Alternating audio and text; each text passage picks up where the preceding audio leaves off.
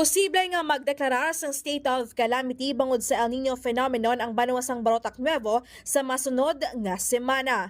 Sa interview sa K5 News FM Iloilo kay Provincial Disaster Risk Reduction Management Office Head Cornelius Salinas, ginpahayag sini nga una na nagpabutyag ang lokal nga panguluhan sang Barotac Nuevo nga magdeklarar ng state of calamity apang may kulang pa ini nga rekeritos antes makadeklarar ang sa kabanwa sa state of calamity. Dugang pa sa natungdan ginapananaw nila nga madeklarar ang Banuasang Barotac Nuevo sa masunod nga semana sa tion nga makompleto nila ang mga kinahanglanon. Nahibaluan nga magluwas sa Barotac Nuevo, posible man nga magdeklarar ang Banuasang Anilaw, Banuasang Dumangas kag Banuasang Carles.